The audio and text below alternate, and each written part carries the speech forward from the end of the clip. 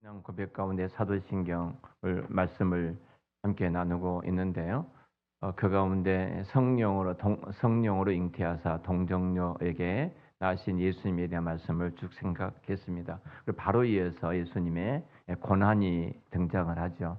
예수님의 고난을 이야기하면서 본디오 빌라도에게 고난을 받으시고, 여러분 이 부분에 대한 많은 이제 우리의 그 고민들이 되어집니다. 사도신경을 신앙 고백할 때마다 이 신앙 고백 속에 본디오 빌라도에게 고난을 받으신 예수님에 대한 이 신앙 고백이 어떤 의미가 있는 것인지, 또 이 고백 속에 담겨진 우리의 신앙의 어떤 그 본질적인 내게 주셨던 그 은혜가 무엇인지 하는 이런 부분에 대한 늘 고민을 할 수밖에 없죠.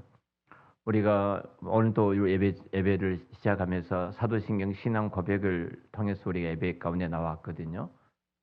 우리가 모든 다락방 강활학에서 교회 역사 속에서도 항상 신앙 고백한 이후에 성찬을 했고, 신앙 고백한 다음에 우리 예배 가운데 성도들이 나왔어요. 그 말은 같은 신앙을 고백하고 같은 믿음을 고백하면서 그리스도의 성찬에 참여하게 되어지고, 그리고 그리스도 안에서 우리는 한 몸됨을 확인하는 시간이 되어졌죠.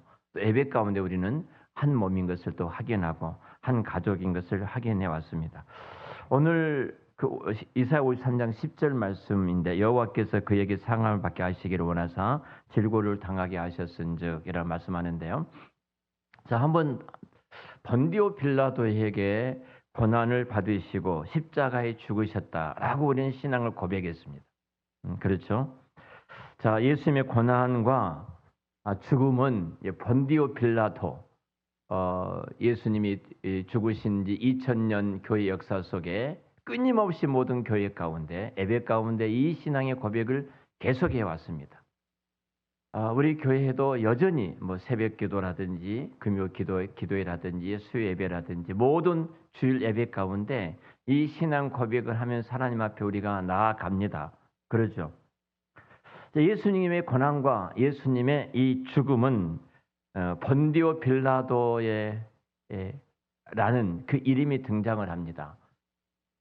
다시 말하면 당시에 로마의 어떤 그 지역을 담당한 황제로서 이스라엘을 통치하고 있었던 자인데요. 그가 지금 예수님이 이 고난을 당하시고 십자가에서 죽으신 사건이 빌라도가 통치했던 그 시기에 이 일들이 일어났다. 우리나라도 어떤 대통령이 통치하는 그 시기에 그 일이 일어났다. 이 말을 한다면은 번뜩 떠오르는 것이 뭐죠? 이것은 역사적인 사실이었구나. 우린 그걸 알 수 있죠. 본디오 빌라도라는 이 단어가 이 황제의 이름이 등장한 것은 당시에 이 총독 본디오 빌라도는요, 예수님을 굉장히 많이 조사를 했죠. 이렇게 조사하고 저렇게 많은 조사를 했어요. 근데 결국은 무죄였어요. 아무리 살펴봐도 죄가 없는 자예요. 당시 세계를 다스린 제국의 그 재판관, 이 총독 빌라도에 의해서 예수님은 무죄였다는 사실이 확정된 거예요. 이분은 죄가 없다. 굉장히 중요하죠, 이게요. 그런데 무죄하신 이분이 죄가 없다고 공식적으로 선언했어요. 예수님을 죽여달라 하니까, 그러면은 이분은 죄가 없으니까 이분이 당한 피 흘린 것은 나와는 상관이 없다. 죄가 없다고 선언했기 때문에. 그래서 대화를 갔다가 손을 씻잖아요. 나는 이 관계가 없다. 이분은 죄 없는 분이기 때문에. 그래서 이것은 너희들이 받아야 된다. 이렇게까지 본디오 빌라도가 이야기를 했잖아요. 자, 이것은 무죄라는 사실과 역사 속에 일어났던 사실, 이보다 더 중요한 의미가 있다는 것도 그것이 본질적인 의미이기도 하죠. 그중 하나가 무죄하신 그분이야말로 고통과 죽음을 당하신 그 예수님께서 바로 내가 받아야 될 마땅한 하나님의 진노, 내가 받아야 될 마땅한 하나님의 진노와 그리고 하나님의 심판과 하나님의 저주를 대신한 것, 이 고백, 본디오 빌라도에게 고난을 받으시고 십자가에서 죽으셨다고 하는 거, 이 고백 속에는 이 세 가지가 들어있어요. 내가 마땅히 받아야 될 하나님의 진노, 내가 마땅히 받아야 될 하나님의 심판, 내가 마땅히 받아야 될 하나님의 저주가 이 고백 속에 들어있다. 단순히 우리는 그러니까 본디오 빌라도에게 고난을 받으시고 십자가에 죽으셨다, 이 고백 속에 나는 누구인가를 늘 생각해야 돼요. 나는 누구인가? 우리는 너무 당연하게 식상하리 많지, 마치 주문을 외우는 것처럼. 그래서 어떤 교단은 성경에도 이 사도신경 신앙 고백이 성경에 나온 그 말씀이 아니기 때문에 할 필요도 없고, 교회가 이것을 고백할 때마다 마치 주문을 외운 것처럼 고백하니까 교회가 이 신앙 고백을 하면서 예배드릴 필요가 없다 하는 사람들도 있어요. 더더구나 신천지 같은 경우는 사도신경 신앙 고백은 굉장히 중요한 신앙 고백이기 때문에 이 신천지들은 철저하게 이 고백을 빼버리죠. 그러니까 우리가 이 부분에 대한 질문들을 스스로가 해봐야 되는 것이고, 이 질문에 바른 정답을 내가 갖고 있어야 되고, 그 바른 정답이 항상 나에 대해서 이 신앙 고백이 어떤 의미가 있고 오늘을 살아가는 나에게 있어서 어떤 은혜가 있는가를 우리는 붙잡아야 되는 것이 이 신앙 고백에 담겨진 내용이다, 이렇게 말할 수 있습니다. 자, 먼저 예수님이 이제 십자가에서, 이 십자가에 예수님이 본디오 빌라도에게 고난을 당하시고 십자가에 죽으셨다. 이 고백 속에는 우리가 꼭 두 가지를 붙들어야 됩니다. 이 고백을 통해서 우리는 꼭 두 가지를 붙들어야 되는데, 그거 하나가 십자가만이 날마다 죄를 지독하게 내가 혐오하게 되는 거예요. 그러니까 본디오 빌라도에게 고난을 당하시고 십자가에 죽으셨다, 이 고백은 진짜 우리가 죄에 대한 혐오. 두 번째로는 그 혐오 속에서 내가 승리하는 거는 내가 온 마음을 다해서 예수님께 붙어 있는 것, 예수님의 십자가에 집착하는 것만이 내게 그것만이 내게 소망이다. 이 두 가지를 내가 붙들고 있어야 돼요. 제가 정말로 좀 우리 한때 전 세계가 떠들썩하게 했던 사건이 있었어요. 지금부터 10년 전이니까 2015년 전, 2015년도 일어났던 사건입니다. 이 사건이 2015년 7월 달인데요. 애슐리 메디슨의 어떤 해킹이라는 한 해킹의 사건이 일어나게 되었습니다. 기억나시죠? 세계가 굉장히 큰 충격에 당시에 빠졌습니다.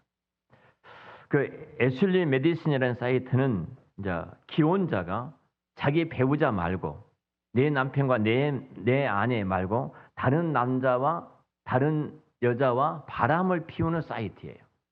근데 여기에 가입된 사람이 전 세계적으로 3,700만 명이 가입된 사이트예요. 그래서 전부 다 이 홈페이지에 그게 인생은 짧다 그러면서 바람을 피워라, 이게요. 인생은 짧으니까 바람을 피워라 써져 있다고 그랬죠. 근데 임팩트 그룹이라는 이 그룹에서 해킹을 합니다. 해킹을 해서 이 3,700만 명의 이름이 등장을 하게 되었어요.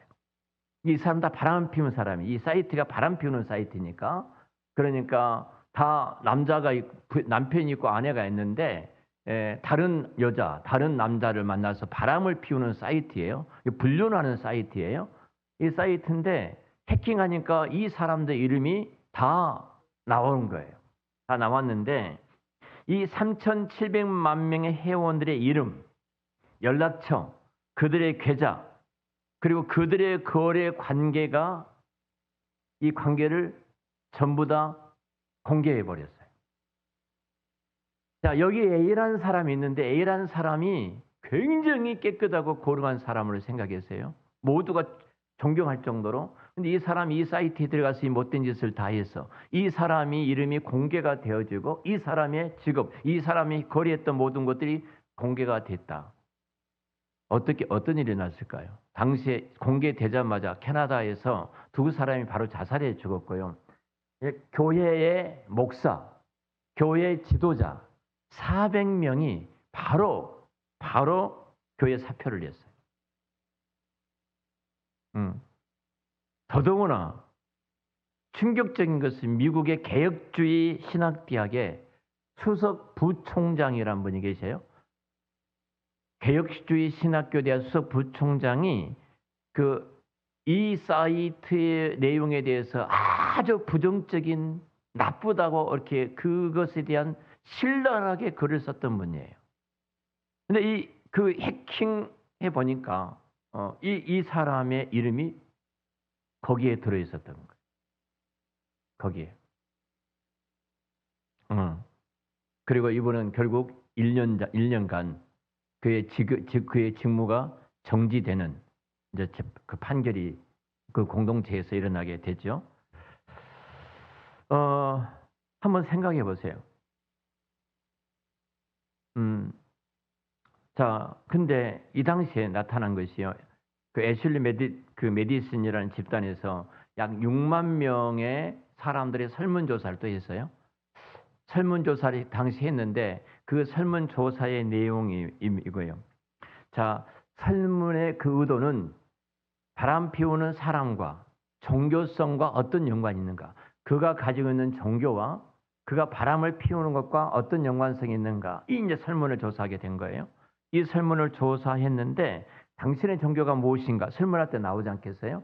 당신의 종교가 무엇인가? 라는 그 설문에 22.7%가 개신교,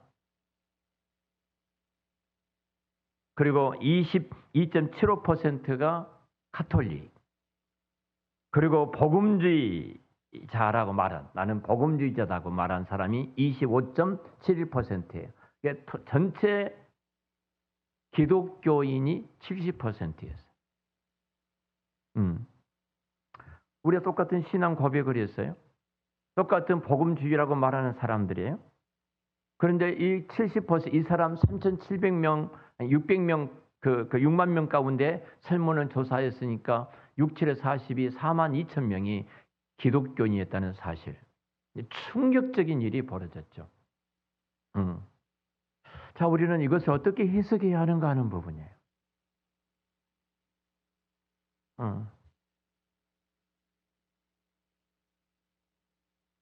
조금 더 우리가, 자, 이런 일이 일어나요. 제가 어떤 일이 일어나서 어느 분한테 이런 말씀을 드렸어요. 이런 일들이 일어났습니다 했더니 거기 부인이 하는 말이, 집사람하고 같이 들었어요. 하는 말이, 이보다 더한 일이 있어요, 목사님. 이렇게 말하니까 내 얼굴이 화끈해지더라고요. 상상도 할 수 없는 일들을 듣고 있다는 거예요, 이분은. 자, 우리가 사람인지라 넘어질 수 있다, 그럴 수 있다고 생각할지 모르지만 정말 화가 난 것은요, 아까 말했던 그 개혁주의 신학자 부총장이라고 했던 사람이, 자, 자기가 밝혀졌잖아요. 망신스러운 일들이 벌어졌잖아요. 1년간 정직을 당했잖아요. 근데 이 사람은 이렇게 또 그랬었습니다. 나는 하나님의 은혜로 회개를 했습니다. 그리고 하나님은 내 모든 죄를 용서하셨습니다. 여러분, 나는 하나님의 은혜로 회개를 했고 하나님께서 나의 모든 죄를 용서했다. 그렇게 쉽고 가벼운 일인가요? 이 일이? 자, 배우자 몰래 엉뚱한 짓을 했어요. 그리고 배우자에게 여보 미안해 한마디 딱 던진다고 해서 그게 다 사라질까요? 그 배우자가 입었던 상처와 그 아픔과 그 고통이 한순간에 사라질까요? 나는 또 마음이 편해질까요? 뭐 사람인지라 다 인간이기 때문에 넘어질 수 있지. 누구나 다 사람이니까. 뭘 그래? 이렇게 간단히 그렇게 말하고 그걸 가지고 이슈화하고 그래서 또 말을 해야 돼? 이렇게 말을 하면서 이렇게 그냥 덮어도 그냥 지나갈, 뭐 그럴 수 있어. 이렇게 하고 넘어가야 될 일인가? 내가 회개하면 하나님은 다 용서하신다. 이 질서, 가장 중요한 복음의 질서인데요. 내가 회개하면 하나님이 용서해 주신다는 이 복음적인 놀라운 질서가 그렇게 단순하고 간단할까요?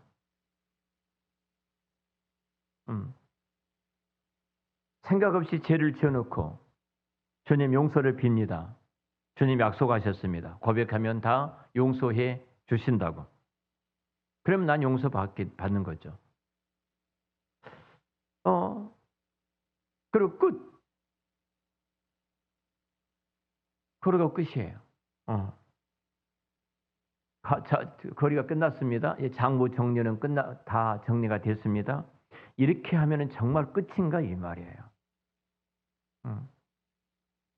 여러분, 죄 짓는 일이 그렇게 단순하고 죄를 용서받는 일이 그렇게 쉬운가 이 말이에요.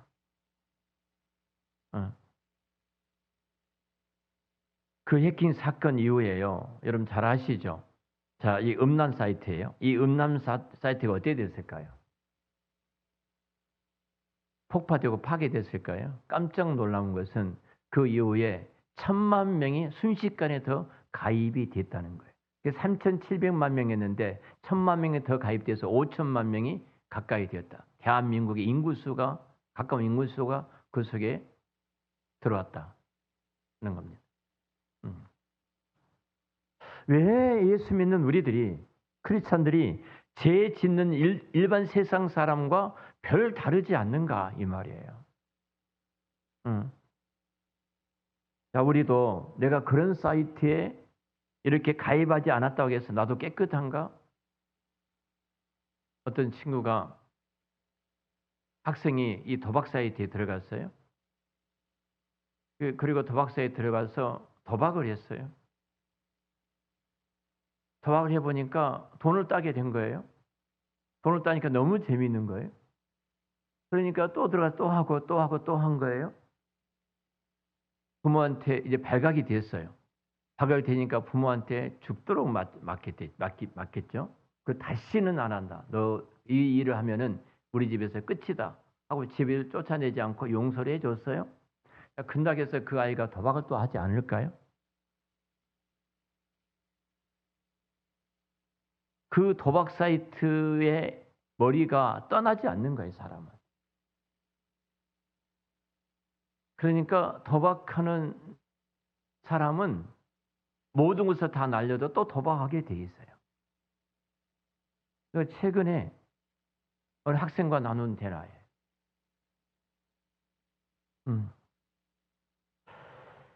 여러분, 내가 죄를 버리겠다고 결심을 하고 죄를 떠나겠다고 다짐을 하고 내가 이를 악물고 진짜 두 주먹을 불끈 친다 할지라도 얼마 못 되어서 너무 자연스럽게 나도 모르는 사이에 죄에 넘어진 우리들의 모습을 보잖아요. 왜 그럴까 이 말? 왜 그럴까? 왜 그럴까? 우리에게는요, 모든 아담의 후예들에게는 죄의 달인이 될 잠재력이 우리 안에 있고요. 죄의 달인이 될 DNA가 우리 안에 이미 있어요. 만약 내 안에 모든 세포의 언제에 이 DNA가 우리 안에 있기 때문에 항상 우리 속에는 죄를 향해서 달려가고 싶은 욕망, 그 죄를 붙잡고 싶은 욕망, 죄가 그걸 깨닫게 대해서 우리 나도 모르는 사이에 그냥 그것을 붙들고 끌어안고 싶은 욕망들이 우리 인간 안에 다 있다는 거예요. 내가 이거 죄인지 아닌지 잘 몰라서 내가 몰랐거나 내가 또 죄를 짓지 않는 것이 내가 여건이 안 되었기 때문에 죄를 안 지을 수 있어요. 여건만 되어진다면 훨씬 더 우리는 죄된 자리에 나갈 수밖에 없는 죄의 속성이 죄의 DNA가 우리 안에 있다니까요. 내가 사탄이란 놈은 내가 죄를 지면 얼마나 기쁘겠는가. 그 쾌락을 충동질을 해요. 그리고 내가 죄를 짓고도 감당할 수 있는 그 용기가 내 안에 없으면 우리는 안 해요. 근데 사탄이라는 놈은 그 죄를 짓고도 그 즐거움이 감당할 수 있는 그 용기, 감당할 수 없는 용기보다 더 큰 기쁨을 주니까 나도 모르는 사이에 그 죄를 짓는 자리에 사람이 가게 만든 거예요. 내가 우리 안에도 하나님을 두려워서 내가 그 자리에 못 갈 뿐이지, 우리도 언제든지 그 죄 자리에 들어갈 수밖에 없는 추악함과 죄성이 우리 안에 가득하다는 사실이에요. 그럼 내가 죄를 짓기 위해서 굳은 결심을 하고, 내가 죄를 짓기 위해서 기도를 하고, 죄를 짓기 위해서 깊이 묵상하지 않고, 내가 죄를 짓기 위해서 학원에 다니고, 죄를 짓기 위해서 공부를 안 해도 돼요. 여러분, 우리들은 죄를 짓고 있어요. 우리 아이들 보면 알잖아요. 우리 아이들 보면 너무 자연스럽게 못된 거 다 배우고 못된 거 다 하고 있잖아요. 여러분, 우리 주변에는 죄로 가득 차 있어요. 우리 주변만 아니라 우리 에레미야서 우리가 읽었잖아요. 마음보다 심히 부패된 것이 내 마음이에요. 온 세상에 모든 쓰레기보다 더 더러운 쓰레기가 내 안에 가득 차 있는 것이 우리 인간이에요. 결국은 딱 하나인데, 하나님의 은혜가 없이는, 십자가가 없이는 우리는 언제든지 그 죄들이 폭발해서 튀어나올 수밖에 없는 것들이 우리들의 모습이라는 거예요. 여러분, 세상은 어찌 보면 죄의 바다입니다. 죄의 바다 속에 내가 들어있는 것처럼 죄가 가득한 세상에 저와 여러분들이 살고가 있습니다. 여러분, 뉴스를 보십시오. 단 한 번이라도 죄에 대해서 안 나온 적이 없습니다. 살인, 시기, 강도, 도둑질, 별별 수많은 죄들이 뉴스에서는 항상 쉬지 않고 등장하고 있지 않습니까? 여러분, 어떻게 보면은 나는 그래도 괜찮아, 나는 의인이지, 나는 당신들보다 좀 더 나은 사람이야, 나는 법 없이도 살 수 있는 사람이야, 우리가 그렇게 생각할지 모릅니다. 내가 사람을 죽이기를 했나, 은행을 털기를 했나, 내가 나쁜 소리 누구한테 하기를 했나, 내가 도둑질을 했나, 등등. 그런데요, 여러분, 이 세상에 살다 보면요, 정말로 하나님의 은혜가 아니면 나도 모르는 사이에 그 어두운 자리에 떨어져 있는 우리의 죄인된 우리들의 모습들을 우리는 분명히 볼 수밖에 없어요. 왜냐하면은 이 바다 속에 살고 있는 우리에게요, 끊임없이 낚시질한 존재가 있는데 바로 그것이 마귀예요. 사단이에요. 사단은 끊임없이 미끼를 던져요. 우리를 불행하게 하는 첩경의 죄를 짓게 하는 거예요. 내가 이 땅에서 모든 것을 잃어버리고 이 땅에서 정말로 불행하게 만드는 것, 이것이 죄를 짓게 하는 것인데요. 이걸 사탄은 누구보다 더 잘 알고 있어요. 그렇기 때문에 크든 작든 사단은 미끼를 계속 던져서 우리로 하여금 불행하게 하는 자리에 끌고 가는 것이 사탄의 전략이에요. 내가 행복할 것 같아서 그 미끼를 물었는데, 미끼를 무는 순간 그 미끼 속에 숨겨진 그 바늘에 걸려가지고 우리는 정말 불행한 종말을 당하는 그 물고기처럼, 미끼를 물었던 물고기처럼 우리도 그럴 수밖에 없는 것, 그것이 우리들의 모습이에요. 그래서 죄는 우리를 불행하게 합니다. 어떤 죄도 그냥 넘어가는 법이 없어요. 어떤 죄도. 그 죄가 양심을 찔리게 하든지, 그래서 양심을 큰 고통 가운데 내가 몸부림치게 하든지, 아니면 관계를 망가지게 하든지, 아니면 배우자나 내 자신이나 자식들이 아프게 하든지, 누군가가 다치게 된다든지, 여러분 반드시 그냥 안 넘어갑니다. 죄란 놈은 끊임없이 추적을 하게 돼 있어요. 불행하게 우리를 그래 끌고 갑니다. 요즘 인터넷에 사기친 놈들이 얼마나 많습니까? 대부분이 학생들도 인터넷을 통해서 도박을 하고, 또 그 사이트에 걸려가지고 미끼에 들려가지고 나와도 들어오지 못할 정도로 폐가 망신한 그 아이들도 있지 않습니까? 그래서 하단지 인터넷 보이스피싱이 많기 때문에 계속 국가적으로도 이 부분에 대해서 이야기를 하게 되죠. 이러이러한 전화, 이러이러한 것들 쭉 계속 방송을 합니다. 그래서 우리는 피싱에 걸리지 않기 위해서 우리는 굉장히 조심을 하죠. 절대로 어떤 모르는 사이트가 나온다면 열어보지 말고, 모르는 전화가 오면 받지 말고 등등등 쭉 이야기를 합니다. 마치 부모가 어린 아이들에게 누군가 모르는 사람이 너에게 전화를 물어본다든지 어디를 절대 가지 말고 빨리 도망치고 큰 소리로 외쳐라, 이렇게 말하는 것처럼 이런 피싱들이 많기 때문에 우리가 그런 경각심을 갖고 하죠. 어제도 집사람이 한 것을 나한테 보내줘서 여보 이것이 왔는데 이거 뭔지 알아보라고 그러는 거예요 나한테. 보니까 이제 걱정이 된 거죠. 그래서 제가 이제 열어보니까 뭐 이것은 그냥 모르고 지워라 이렇게 이야기를 내가 집사람한테 했는데요. 진짜 우리는 피싱 당하지 않기 위해서 낚이지 않기 위해서 우리들은 얼마나 긴장을 합니까 요즘은. 뭐 전화 한 통 와도 문자 하나 들어와도 우리는 그러잖아요. 자, 우리는 그렇게 하면서 우리를 지켜요. 내가 돈을 잃거나 돈을 빼앗기지 않기 위해서 우리는 철저하게 그렇게 해요. 그런데 다시 한번 우리를 돌아보면 하루에도 수없이 눈앞에 어른거리는 제 미끼를 보는데 우리는 어떻게 그것을 차단하지 않고 그냥 내버려 둘 수 있느냐 이거예요. 자, 그 수없이 많은 죄들이 내 앞에 어른거리지 않습니까? 근데 우리는 그것에 대해서 긴장하고 있지 않아요. 내버려 두고 있어요. 그러니까 우리는 언젠가 내버려 두다 보니까 나도 모르는 사이에 그 미끼를 몰았는데 그 미끼 속에 숨어 있는 그 바늘에 꿰가지고 우리는 그 정말 패가 망신한 사람들을 주변에서 많이 보지 않습니까? 오늘 본디오 빌라도에게 고난을 받으셨다. 이 신앙, 사도신앙, 신앙 이 고백 속에서 이 모든 해답을 우리는 찾을 수가 있다는 사실이에요.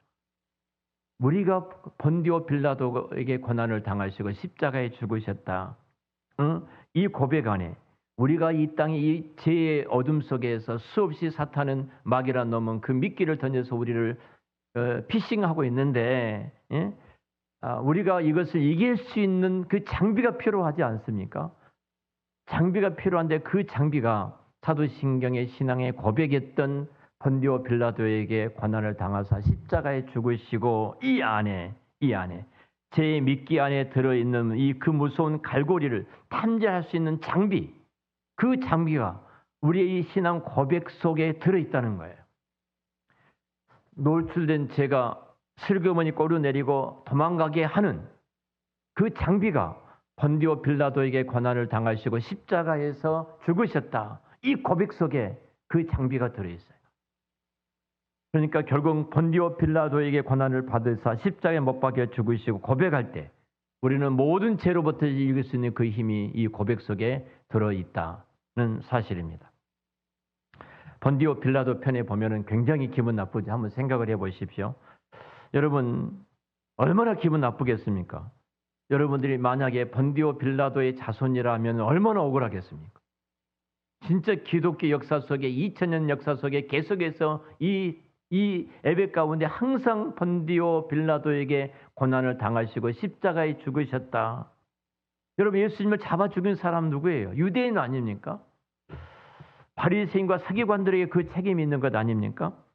빌라도는 예수님의 무죄를 선언했어요. 그렇잖아요. 죄 없다 무죄를 선언했고 그분을 살려내기 위해서 진짜 예를 썼고요.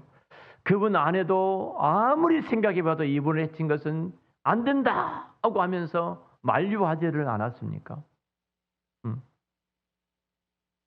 실제로 빌라도는 망치를 들고 예수님을 십자가에 못 박았다든지 예수님을 책찍이 때리다든지 뭐 창으로 옆구리를 찌른다든지 그런 일을 행하지 않았어요. 그래서 로마 군인들이 여호와께서 그에게 상함을 받게 하시기를 원하사 질고를 당하게 하셨은즉 오늘 우리가 봉독했던 이사야 53장 10절 이 말씀 로마 군인들이 그 일을 했어요. 그런데 저와 여러분들이 예배를 드릴 때 왜 본디오 빌라도에게 고난을 당하사 십자가에 죽으시고 이렇게 하고 있느냐는 거예요. 그리고 이것이 우리가 모든 영적인 죄의 어떤 피싱으로부터서 이길 수 있는 모든 장비가 이 안에 들어있는가예요. 자, 먼저 가장 오늘 시간상 여기까지 좀 정리를 하고요. 다음 주에 계속해서 이 본문을 가지고 나누도록 하겠습니다. 자, 오늘 우리말 신앙에는 번역이 좀 잘못되어 있다. 그래서 전제로 말씀을 드리고요. 우리 번역은 본디오 빌라도에게 그러니까 바이 폰티우스 빌라테 이렇게 우리는 이렇게 번역을 했어요. 그런데 그 원문은 빌라도 아래에서 언더 폰테티우스 빌라테 그래서 빌라도 아래에서 빌라도가 통치하는 로마 제국이 당시 온 세계를 통치할 때 역사 속에 빌라도라는 황제가 그 치하에서 빌라도의 총독의 치하에서 예수님이 정죄를 받았고, 우리나라로 말한다면 이재명 대통령의 치하에서 그 사람이 정죄를 받았고, 윤석열 대통령 치하에서 그 사람이 바로 그 정죄를 받았고, 이 말이에요. 그러니까 그 재판의 권위 아래, 빌라도 재판의 권위 아래에서 예수님이 고난을 당하시고 십자가에서 못 박아 죽으셨다. 이 말씀이에요. 이 말씀의 가장 큰 핵심은 바로 역사성이에요. 역사성. 본디오 빌라도에게 고난을 받으시고, 본디오 빌라도가 고난을 했다는 것이 아니라 본디오 빌라도가 치하에 그 총독이 다스리는 그때에 이것은 무슨 말이에요? 역사적인 사건이라는 거예요. 예수님은 신화적인 존재가 아니라 사람이 만들어놨던 어떤 일이 아니라 역사 속에서 분명히 일어났던 사건이다. 사람들은 그렇잖아요. 매우 특별한 사람을 말을 할 때 이렇게 말합니다. 그 사람에 대해 말을 한다면, 예를 들면은 세종대왕이 진짜였을까? 강감창 장군이 진짜였을까? 영웅이 필요하니까 사람들이 이렇게 날조한 것이 아닐까? 박역거세가 아래서 나왔다는 것처럼 혹시 사람들이 조작한 것이 아닐까? 그럴 수 있잖아요. 이순신 장군이 정말로 역사 속에서 계셨던 분인가? 아니면 너무 위대하니까 사람들이 신화처럼 만들어낸 어떤 조작한 그 일이 아닌가? 자, 예수님에 대해서도 사람들이 그렇게 생각을 하는 사람들이 많다는 거죠. 예수님에 대해서도.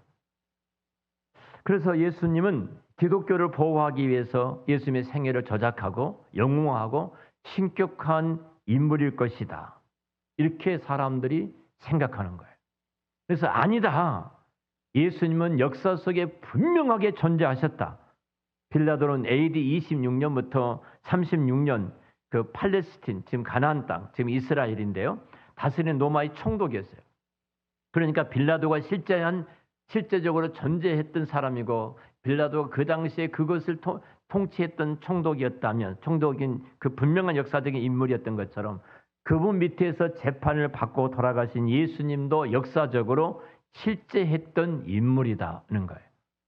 이 부분을 지금 이 부분을 가지고, 역사성을 가지고 수없이 이단들이 공격했던 것을 단호하게 꺾어버린 것이 이 신앙 고백 속에 담아 있다는 겁니다. 오늘 역사성까지 말씀드리고요. 자, 다음 주에는 예수님의 십자가에서 죽으시는 빌라도의 고난을 당하시고 죽으신 이 사건을 통해서 대속성, 예수 그리스도께서 그 고난이 대속해 주셨던 고난이다. 어떻게 예수님 우리 죄를 대속해 주셨던 고난이었는가? 그 부분을 당시에 또 그 사건, 본디오 빌라도에게 고난을 당하시고 십자가에서 죽으셨다는 이 말씀을 통해서, 고백을 통해서 함께 나누도록 하겠습니다. 말씀을 정리하겠습니다. 우리의 신앙은 분명해야 됩니다. 흔들림 없이 분명해야 돼요. 그래서 우리는 하나님께 주셨던 그 역사 속에 주셨던 지식들을, 하나님에 대한 지식을 반드시 소유해야 되거든요.